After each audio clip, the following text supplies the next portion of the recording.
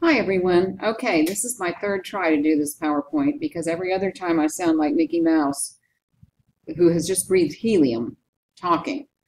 And I know you would enjoy hearing that, but I talk too fast and you wouldn't get what I'm saying. So, okay, we're talking about powers of Congress. And remember that the Constitution grants power to Congress, all the power to make the laws. So we'll start with the legislative power, or the legislative power. And Congress writes laws. They only have the power to write laws that govern the nation, and they're not enacted unless approved by the president. Congress also has the power of the purse. They say that the power of the sword belongs to the president, and the power of the purse belongs to Congress. And what do you carry in your purse? Money. So that's what we're talking about. Congress can tax the people in order to raise money to pay debts and provide for the common defense and general welfare. It cannot tax exports. So power to tax, power to set import tariffs, not export, but import tariffs or taxes. Power to borrow money. There are no limits on the amount Congress can borrow or on the purposes for which the money is borrowed.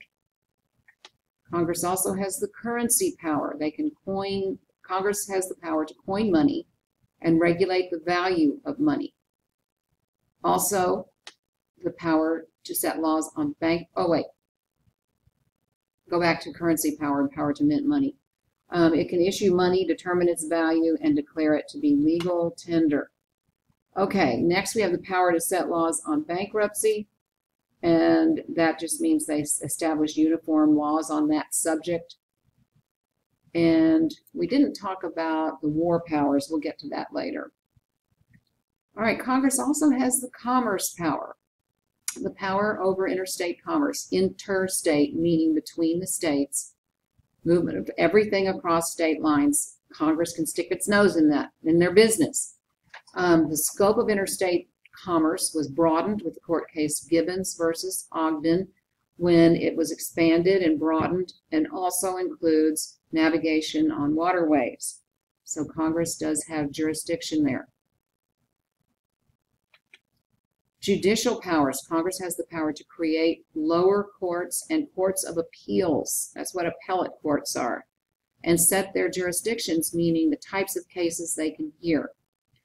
Power to punish counterfeiters, so they dole out the punishment as if they were a judicial power. And the Senate confirms nominations of judges and justices to the Supreme Court. Power over the executive branch. Congress exercises oversight or supervision of the executive branch departments and agencies. That means Congress can see how they're spending their budget money. Are they spending it accurately or well? Do they need to call them in for questioning to see what they're doing, or if they're not doing something Congress thinks they should be doing? So Congress, with that power of the purse, has a lot of control over the executive branch.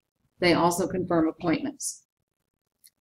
Congress has the power to investigate actions of the president's administration, just as they did in Watergate, investigating actions of Nixon's administration and shady practices they were doing when he was preparing his campaign for re-election.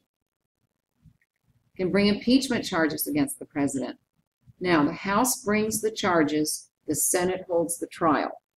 So the House charges were not brought against Richard Nixon. He resigned first, knowing that this was probably going to happen. Charges were brought against Bill Clinton, but he was not found guilty by the trial in the Senate. And Senate approves appointments of officials in the executive branch. Next, we have national security powers. The Senate ratifies treaties with foreign nations, requiring a 2/3 vote. These are treaties that have been negotiated by the president. Congress can declare war, not the president. Congress can declare war. Congress has the power to raise and regulate national armed forces. I think this is a good place to talk about the War Powers Act. The War Powers Act, or War Powers Resolution,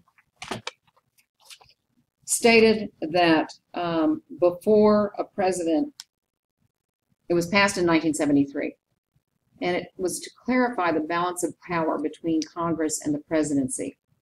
And the conflict was, since Congress has the power to declare war, the president commits troops that sometimes turn into war situations.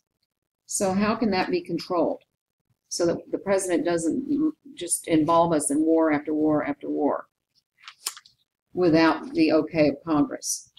So the way that they set this up is that the president has to go before Congress within 48 hours of sending troops into combat. And then whenever possible, the president needs to consult with Congress about troops. Conflicts are limited to 60 days unless Congress takes action, like passing a resolution saying they can stay longer. They can extend the time, Congress can, from the initial 60 days, or Congress can say, nope, bring them home after 60 days, after notifying the president. So that's the War Powers Resolution. Other non-legislative powers or non-lawmaking powers include the electoral power. If there's a tie in the Electoral College, the House of Representatives will select the president from among the top 3 vote getters. If no vice president, if there's a tie or no vice president gets a majority, the Senate chooses. Proposing amendments, remember 2/3 of the House propose the amendments, 3/4 of the states ratify. Establishing procedures for naturalization, naturalizing citizens, and last of all, Congress has the power to establish post offices.